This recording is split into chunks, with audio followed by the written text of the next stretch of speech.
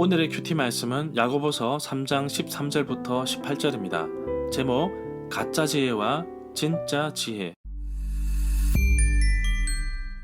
첫 번째 관찰입니다. 앞뒤 문맥 살펴보기. 야고보서 2장에 보면 사람을 외모로 판단하지 말 것을 당부하고 있습니다.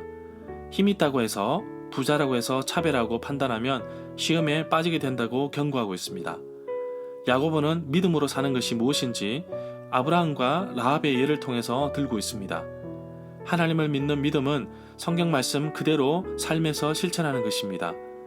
머리로만 이해하고 사는 것이 아니라 삶에서 행함으로 이어나가야 합니다. 그래서 야고보서에서 말하고 있습니다. 행함이 없는 믿음은 반쪽짜리 믿음이기 때문에 행함을 전제로 하는 믿음을 동반해야 하는 것입니다. 잠언 3장에서는 슬기로운 언어 생활을 위해서 말을 잘 통제해야 한다고 말합니다. 그러면서 야고보는 자기 자신을 포함하여서 많은 선생들에게 모범적인 삶을 살 것을 당부하고 있습니다. 말에 실수가 많기 때문에 완벽한 사람은 없습니다. 작은 혀가 우리의 몸을 다스리고 큰 배를 움직이는 것도 키이며 작은 불씨가 산 전체를 태우듯이 작은 혀를 길들이는 것이 정말 중요합니다. 화려한 말을 하는 사람은 지혜로운 사람인 것처럼 보일 수 있으나 하나님께서 주신 지혜가 참된 지혜입니다. 그러나 세상에서 온 지혜는 온갖 거짓과 속임수로 가득 차 있습니다. 하나님이 주신 지혜는 성령의 열매와 유사한데 세상이 추구하는 지혜는 시기심과 이기심이 가득 차 있습니다. 이 세상에는 가짜가 너무나 많습니다. 그러나 진짜는 존재합니다. 야고보서에서 말하는 참된 지혜는 어떤 것인지, 그것을 어떻게 성취할 수 있는지 말하고 있습니다. 두 번째 해석입니다. 문단 나누기, 내용 파악, 중심 줄거리. 13절부터 16절은 가짜 지혜, 이기적인 자랑의 삶. 17절부터 18절은 진짜 지혜, 평화의 삶. 내용 파악입니다. 13절에 보면 야고보가 누구뇨? 라고 묻고 있는데 교회 구성원들 가운데 교사들을 향하여 말한 것으로 봅니다. 그렇게 보는 이유는 지혜에 해당되는 헬라어 소포스가 지혜자라는 뜻으로 사용되는데 당시에 유대인들에게 있어서 주로 교사나 서기관 또는 랍비들을 가리킬 때 사용되었던 전문 용어입니다. 이 구절에 보면 선행으로 말미암아 지혜롭게 된다고 말하며 다시 그 지혜로움으로 말미암아 선행을 이룰 수 있다는 순환을 보여주고 있는데 야고보서에서는 이처럼 말씀이 또 다른 말씀과 계속적으로 연결되어 전체적으로 커다란 문맥을 이루는 서신으로 보고 있습니다. 핵심적인 교훈의 메시지는 행함에 따르는 온전한 믿음이라고 볼 수 있습니다. 여기에서 지혜는 헬라적인 지혜의 개념이 아닙니다. 하나님이 요구하시는 거룩한 삶을 살아가도록 하는 실제적인 히브리적인 개념의 지혜, 곧 하나님을 아는 것을 의미한다고 봅니다. 14절과 15절은 선행과 지혜가 없으므로 거짓된 진리 속에는 세상적이고 마귀적인 욕망의 모습을 보여준다고 볼 수 있습니다. 선행으로 지혜를 보이는 성도와 독한 시기와 다툼이 있는 성도를 대조하여 하나님을 섬기되 잘못된 열정으로 섬기는 자들을 질타하고 있는 것입니다. 15절에 이러한 지혜라는 표현을 통해서 앞절에서 언급한 시기와 다툼과 자랑과 진리를 거슬러 거짓하는 것들이 참 지혜와 대조되는 거짓 지혜임을 나타내고 있습니다. 이러한 지혜라는 말을 쓰고 있지만 하나님께서 주신 참 지혜는 아닙니다. 이것은 정욕적이며 세상적인 것으로 볼 수 있습니다. 16절에 보면 한글 개역 성경에는 헬라어 가르가 생략되어 있습니다. 헬라어 가르는 왜냐하면 무엇 때문에 라는 뜻입니다. 이 구절은 이기적이며 욕망에 가득한 거짓된 지혜의 특성을 정의하는 것으로 봅니다. 앞에서 언급하였듯이 14절에 성도들의 마음속에 시기가 가득 차 있다면 형제들 간에 서로 다툼만 일어나는데 이것은 위로부터 주는 하나님의 지혜를 받지 못하고 마귀가 주는 거짓 지혜에 쏟고 있다고 볼 수 있습니다.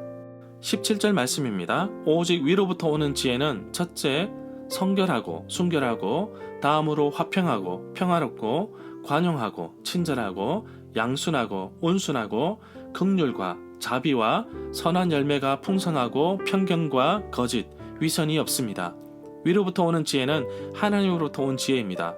이론적이거나 사변적인 것이 아니라 철저하게 실천적인 것이라고 할 수 있습니다. 이 구절은 산상수훈을 연상케 합니다. 이 구절에서 화평은 구약 성경의 샬롬에서 유래되었다고 볼 수 있습니다. 이 구절에서 양수는 유선한을 의미하고 교만하여 진리를 대적하는 것과 대조를 이룬다고 봅니다. 18절은 13절, 14절, 16절에서 언급하였던 스스로 지혜 있다고 여기면서도 그리스도인답게 살지 못하고 지혜와 다툼이 있는 자들에게 하나님이 주시는 참 지혜는 화평이라는 것을 강조하면서 위로 난 지혜에 대해서 논의를 마무리하고 있다고 봅니다. 여기에서 의는 하나님께서 기뻐하시는 모든 행위를 뜻한다고 볼 수 있습니다. 이기적인 욕망이 아닌 오직 화평 가운데 맺어질 수 있는 열매를 의미한다고 볼 수 있습니다. 핵심 내용과 중심 줄거리는 네이버 블로그에 올려져 있습니다. 세 번째, 적용입니다. 내게 주시는 교훈. 일단 지혜에 대해서 야고보는 1장 3절부터 5절에서 말하고 있습니다. 야고보는 시련을 하나님의 뜻으로 해석하고 받아들이는 능력을 지혜로 보았습니다. 그리고 오늘 말씀 야고보서 3장 13절부터 16절에서는 올바르고 겸손한 삶이라고 지혜를 설명하고 있습니다. 여기서 비교되는 것 가운데 이기심과 시기심과 자랑은 지혜가 아닙니다. 거짓 지혜인 것입니다. 그렇다고 진짜 지혜, 참 지혜는 17절부터 18절에 기록하고 있습니다. 바로 성결과 평화와 양순과 즐거움과 자성과 선행과 공평과 정직의 삶으로 드러난다고 볼 수 있습니다. 이 모든 것을 요약하면 평화를 위해 힘쓰는 일로 요약할 수 있는 것입니다. 많은 사람들이 지혜를 구하지만 참 지혜, 그리고 지혜의 근본은 하나님을 경외하는 데서 시작합니다. 세상을 지혜롭게 살려면 반드시 하나님 편에 서 있어야 합니다. 그것이 나의 자랑이 아니라 오직 하나님의 뜻에 의해 부합되어야 합니다. 오늘 나를 통하여 하나님이 주신 지혜로 세상을 어떻게 변화시킬 것인지 기대하는 마음으로 살기를 원합니다. 지혜롭게 살게 되면 그 열매가 보일 것입니다.